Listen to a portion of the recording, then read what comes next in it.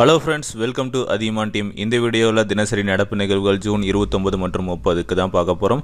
Daily current affairs for June 29 and 30.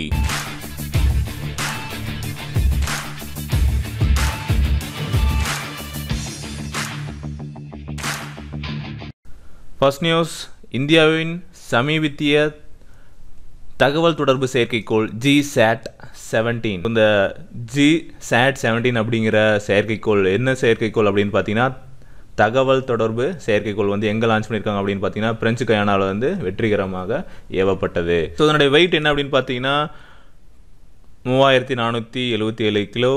So இதனுடைய life time அப்படின்னு பார்த்தீங்கன்னா 50 years. ஸோ இதனுடைய முக்கியமான பணி என்னென்னா தகவல் தொடர்பு. என்ன டைப் அப்படின்னு பார்த்தீங்கன்னா communications. Manufacture ISRO, owner ISRO's. Okay, application எதுக்காக அப்படின்னு பார்த்தீங்கன்னா கம்யூனிகேஷன், தகவல் தொடர்புக்காக இந்த செயற்கைக்கோள் வந்து லான்ச் பண்ணியிருக்காங்க. ஓகேங்களா. அடுத்து ஸோ இதுதான் வந்து அந்த சேட்டலைட் லான்ச் பண்ணது ஏரியன் ஸ்பேஸ் அப்படிங்கிற நிறுவனம் மூலமாக இந்த செயற்கைக்கோளை வந்து நாம் லான்ச் பண்ணியிருக்கோம். அடுத்து 2017 ஆண்டுக்கான சமூக முன்னேற்ற குறியீட்டில் SPI இந்தியாவின் தரம் அப்படின்னு பார்த்தீங்கன்னா சோசியல் ப்ராக்ரஸ் இண்டெக்ஸ் அப்படிங்கிறதுல வந்து இந்தியாவினுடைய தரம் பார்த்தீங்கன்னா ரேங்க் அப்படின்னு பார்த்தீங்கன்னா 93. சரிங்களா. டோட்டலாக 180 கண்ட்ரிஸ் இருக்குது. ஸோ அதில் வந்து இந்தியாவோட ரேங்க் வந்து 93 அப்படிங்கிறது ரொம்பவே அதிகமான கீழே இருக்கக்கூடிய ரேங்க். சரிங்களா. அடுத்து 2019 ஆண்டு யுனெஸ்கோவின் உலக புத்தக தலைநகரம் அப்படிங்கிற மாதிரி, அதாவது வேர்ல்டு புக் கேபிட்டல் சிட்டி அப்படிங்கிறத வந்து ஷார்ஜா அப்படிங்கிறத வந்து அனௌன்ஸ் பண்ணியிருக்காங்க. யார் அப்படின்னு பார்த்தீங்கன்னா யுனைடெட் அரேப் எமிரேட்ஸில் இருக்கக்கூடிய சிட்டி ஷார்ஜா வந்து யுனெஸ்கோவுடைய வேர்ல்டு புக் கேபிட்டலாக ஃபார் த இயர் 2019 வந்து அனௌன்ஸ் பண்ணியிருக்காங்க. அடுத்து இந்தியா வந்து ஃபஸ்ட்டு கண்ட்ரி எதுக்கு அப்படின்னு பார்த்தீங்கன்னா ஐநா வரி நிதிக்கு $1,00,000 வழங்கிய முதல் நாடு. சரிங்களா. ஸோ இது வந்து ஒரு முக்கியமானது. இந்தியா வந்து the first country to contribute $1,00,000 to UN fund to help developing countries actively participate in the discussion of tax issues. So வரி நிதிக்கு வந்து $1,00,000 வழங்கிய நாடுல ஃபஸ்ட்டு யார் கொடுத்தாங்க அப்படின்னு பார்த்தீங்கன்னா இந்தியா. அடுத்து பத்மா விருதுகளுக்கு பரிந்துரை செய்வதற்காக மகாராஷ்டிரா அரசு ராம் சிண்டே தலைமையில் வந்து ஒரு குழு அமைத்துள்ளது. பத்மா அவார்ட்ஸ் கொடுப்பாங்க இல்லையா.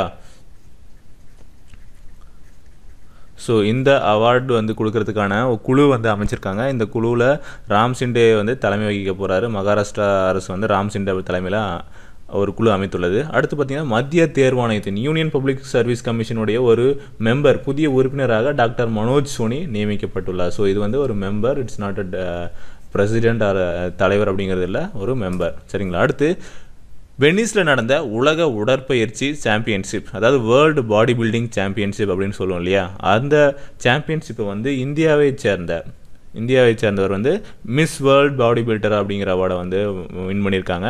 ஸோ அவர் வந்து எந்த மாநிலத்தை சேர்ந்தவர் அப்படின்னு கேட்கலாம். உத்தரகாண்ட் மாநிலத்தை சேர்ந்தவர். யார் அப்படின்னு கேட்கலாம், பூமிகா ஷர்மா. சரிங்களா. 21-year old Bhumika Sharma was crowned Miss World in bodybuilding championship that was held in Venice. எங்கே நடந்தது அப்படின்னு கேட்டிங்கன்னா வெனிஸ். ஸோ இவங்க தான் பூமிகா ஷர்மா, இவங்க தான் வந்து இந்த பாடி பில்டிங் சாம்பியன்ஷிப் வந்து வின் பண்ணியிருக்காங்க. ஸோ அவங்க வின் பண்ண அவார்டு அண்ட் பார்ட்டிசிபேஷன்.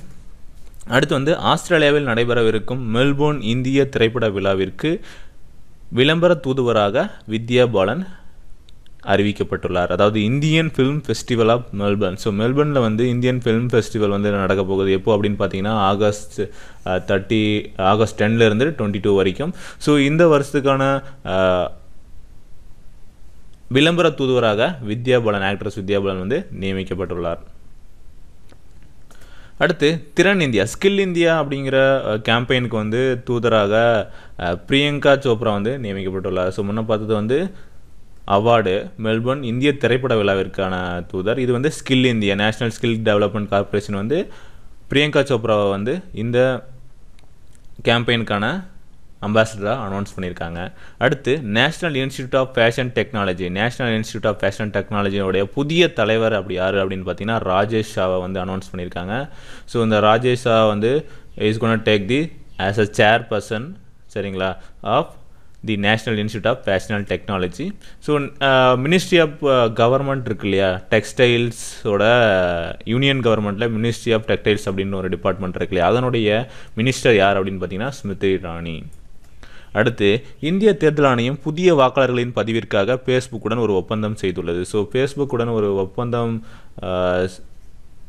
செஞ்சுருக்கு. என்ன அப்படின்னா அதாவது வாக்காளர்களுடைய நம்ம வந்து வாக்காளர் ரெஜிஸ்ட்ரேஷன் பண்ணுவோம் இல்லையா, ஸோ அந்த ரெஜிஸ்ட்ரேஷன் வந்து ஃபேஸ்புக் மூலமாக பண்ணுறதுக்கான ஒரு ஒப்பந்தம் தான் இது செஞ்சுருந்தாங்க. ஜூலை 1லேருந்து 4ஆம் தேதி வரைக்கான இந்த பதிவு வந்து நடைபெற்றது. ஸோ இதுக்கான இந்திய தேர்தல் ஆணையம் யாருடன் வந்து இந்த வாக்காளர் பதிவுக்கான ஒப்பந்தம் செய்துள்ளது அப்படின்னு கேட்கலாம். ஸோ ஃபேஸ்புக் அப்படிங்கிறது சரியான விடை. அடுத்து உலகின் முதல் வன நகரம். ஸோ உலகின் முதல் வன நகரம் அப்படிங்கிறது என்னென்னா world first forest city. So இந்த ஃபாரஸ்ட் சிட்டியை யார் கட்ட போகிறாங்க அப்படின்னு பார்த்தீங்கன்னா சைனா தான் வந்து அந்த ஃபஸ்ட்டு ஃபாரஸ்ட் சிட்டி வந்து கட்ட போகிறாங்க. இந்த ஃபாரஸ்ட் சிட்டி அப்படிங்கிறது எப்படி இருக்கும் அப்படிங்கிறது பார்க்கலாம். ஸோ அவங்க வந்து அதே போல் மணிக்கு 400 கிலோமீட்டர் வேகத்தில் செல்லும் ஒரு புல்லட் ரயிலையும் வந்து அறிமுகம் செய்திருக்கிறார்கள் சைனா. சரிங்களா? ஸோ இந்த உலகின் முதல் வன நகரம் எப்படி இருக்கும் அப்படிங்கிறதுக்கான ஒரு ப்ரோட்டோடைப் இருக்குது பாருங்கள். ஸோ இப்படி தான் வந்து அந்த ஃபாரஸ்ட் சிட்டி வந்து கன்ஸ்ட்ரக்ட் பண்ணுறதுக்கான அதிகாரப்பூர்வமான அறிவிப்பை வந்து சைனா வந்து வெளியிட்டிருக்காங்க. ஸோ ஃபாரஸ்ட் சிட்டி ஸோ இந்த மாதிரி தான் இருக்கும். ஸோ சைனா வந்து இந்த ஃபாரஸ்ட் சிட்டி வந்து வேர்ல்டோட ஃபஸ்ட்டு ஃபாரஸ்ட் சிட்டி வந்து கன்ஸ்ட்ரக்ட் பண்ண போகிறாங்க. அடுத்து 12வது G20 உச்சி மாநாடு எங்கே நடைபெறுகிறது அப்படின்னு பார்த்தீங்கன்னா ஜெர்மனியில் நடைபெறுகிறது. இந்த G20 சப்மிட் அப்படிங்கிறது 7th to 8th ஜூலை வந்து நடைபெற்றிருக்கிறது. So ஆம்பர்க் Germany. ஸோ எங்கே நடந்திருக்கு அப்படின்னு பார்த்தீங்கன்னா பிளேஸ் வந்து ஆம்பர்க் ஜெர்மனி. ஸோ இதில் என்னென்ன கண்ட்ரிஸ் வந்து இருக்கும் அப்படின்னு பார்த்தீங்கன்னா international forum of the governments. So இப்போ 20 நாடுகளுடைய government and central bank governors from 20 major economies. So இதுதான் வந்து இந்த G20யோடது. ஸோ G20யில் என்னென்ன கண்ட்ரிஸ் இருக்குது அப்படிங்கிறதெல்லாம் நம்ம தனியாக பார்க்கலாம். அடுத்து மாடுகளுக்கு இரத்த வங்கி நிறுவும் நாட்டின் முதல் மாநிலம். ஸோ இந்த மாடுகளுக்கு இரத்த வங்கி நிறுவிக்கூடிய ஒரு முதல் மாநிலம் அப்படின்னு பார்த்தீங்கன்னா ஒடிசா. ஸோ ஒடிசா தான் ஃபஸ்ட்டு ஸ்டேட் வந்து பிளட் பேங்க், அதாவது கேட்டல்ஸ்க்கு பிளட் பேங்க் ஆரம்பிக்கக்கூடிய ஒரு ஃபஸ்ட்டு ஸ்டேட். சரிங்களா? ஸோ ஒடிசாவோட கேபிட்டல் அப்படின்னு என்ன தலைநகரம் எதுன்னு பார்த்தீங்கன்னா புவனேஸ்வர். ஒடிசாவுடைய கரண்ட் சிஎம் யார் அப்படின்னு பார்த்தீங்கன்னா நவீன் பட்நாயக். ஓகேங்களா? ஸோ இதுதான் வந்து ஜூன் 29th and 30th இருக்கக்கூடிய கரண்ட் அஃபேர்ஸ். ஸோ ஜூன் 1லேருந்து 30 வரைக்கும் இருக்கக்கூடிய ஜூன் மந்த் கரண்ட் அஃபேர்ஸ் ஃபுல்லாக கம்ப்ளீட் பண்ணிட்டோம். ஸோ அதே போல் ஜூலை மந்த்துக்கான கரண்ட் அஃபேர்ஸ் எல்லாம் இனிமேல் ரெகுலராக அப்டேட் பண்ணுறதுக்கு ட்ரை பண்ணுறோம். ஸோ ஆல்ரெடி நம்ம டிலேவில் தான் பண்ணிகிட்ருக்கோம். பட் இனிமேல் வந்து நம்ம வந்து ஜூலைக்கான கரண்ட் அஃபேர்ஸ் முடிஞ்ச வரைக்கும் குயிக்காக அப்டேட் பண்ண முயற்சி செய்கிறோம். ஸோ இந்த வீடியோ பிடிச்சிருந்தால் லைக் பண்ணுங்கள். எங்களுடைய சேனலுக்கு இன்னும் சப்ஸ்கிரைப் பண்ணலன்னா அதிமான் டிவிக்கு சப்ஸ்கிரைப் பண்ணுங்கள். நன்றி, வணக்கம்.